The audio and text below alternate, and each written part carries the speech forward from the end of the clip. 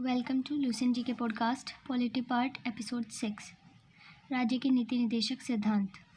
राज्य के नीति निदेशक सिद्धांत का वर्णन संविधान के भाग 4 में अनुच्छेद 36 से 51 तक किया गया है।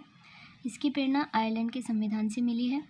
इसे न्यायालय द्वारा लागू नहीं किया जा सकता, यानी इसे वैधानिक शक्ति प्राप्त नहीं है, किंतु फिर भी इस भाग में अधिकथित तत्व देश के शासन में मूलभूत हैं और विधि बनाने में इन तत्वों को लागू करना राज्य का कर्तव्य होगा। यानी भारतीय संविधान के अनुसार राज्य का नीति निदेशक तत्व शासन के लिए आधारभूत है। भारत सरकार अधिनियम 1935 में अंतर्विष्ट अनुदेश पत्र यानी कि इंस्ट्रूमेंट ऑफ इंस्ट्रक्शन को वर्ष 1950 में संविधान में राज्य के नीति निदेशक तत्व के रूप में समाविष्ट किया गया है। भारत के संविधान में कल्याणकारी राज्य की संकल्पना का समावेश राज्य के नीति निदेशक तत्वों में किया गया है। कल्याणकारी राज्य का उद्देश्य सामाजिक और आर्थिक प्रजातंत्र की स्थापना करना होता है, यानी सामाजिक और आर्थिक प्रजातंत्र की स्थापना के उद्देश्य से ही संविधान में नीति निदेशक तत्वों को शामिल किया गया है। इम्पोर्टेंट नोट: भारत सरकार अधिनियम 1935 में अंतर्विष्ट अनुदेश पत्र को भारतीय संविधान में राज्य के नीति निदेशक तत्वों के रूप में समाविष्ट किया गया है। यह प्रपत्र 1935 के अधिनियम के तहत ब्रिटिश सरकार द्वारा भारत के गवर्नर जनरल और प्रांतों के गवर्नरों को जारी किया जाता था। राज्य के नीति निदेशक सिद्धांत निम्नलिखित हैं। अनुच्छेद 38, राज्य लोक कल्याण की अभिवृद्धि के लिए सामाजिक व्यवस्था बनाएगा जिससे नागरिक को सामाजिक, आर्थिक और राजनीतिक न्याय मिलेगा। अनुच्छेद 39 के समान न्याय और निःशुल्क विधिक सहायता, समान कार्य के लिए समान वेतन की व्यवस्था इसी में है।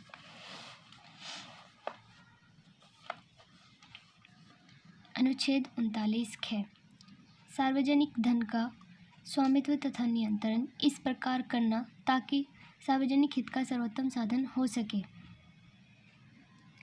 अनुच्छेद 39 ग धन का समान वितरण। अनुच्छेद 40 ग्राम पंचायतों का संगठन। अनुच्छेद 41 कुछ दशाओं में काम, शिक्षा और लोक सहायता पाने का अधिकार।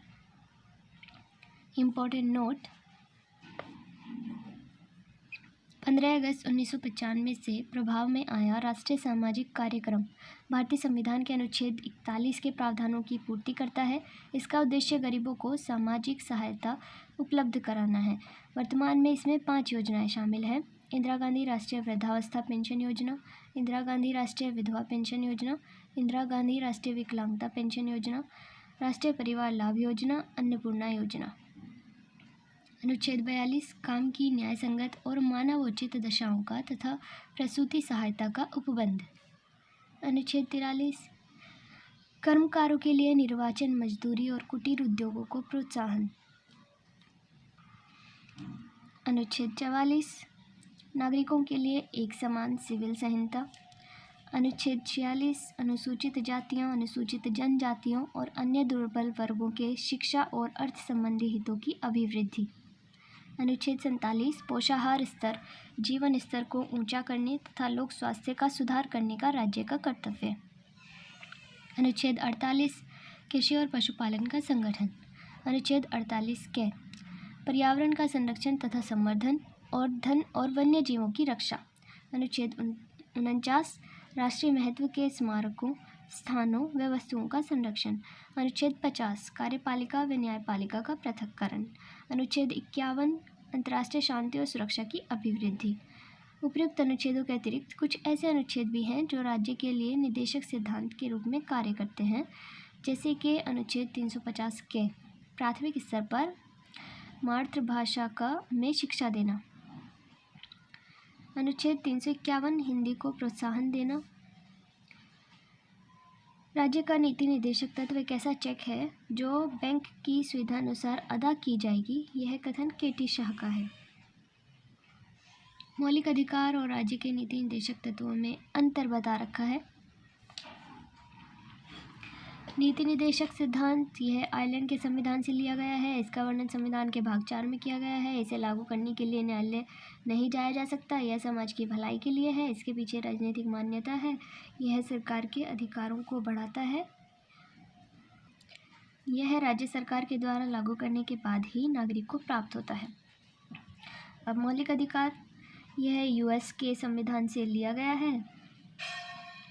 इसका वर्णन संविधान के भाग 3 में किया गया है। इसे लागू करने के लिए न्यायालय की शरण में ले जा सकते हैं। यह व्यक्ति के अधिकार के लिए है। मौलिक अधिकार के पीछे कानूनी मान्यता है। यह सरकार के महत्व को घटाता है। यह अधिकार नागरिकों को स्वतः प्राप्त हो जाता है।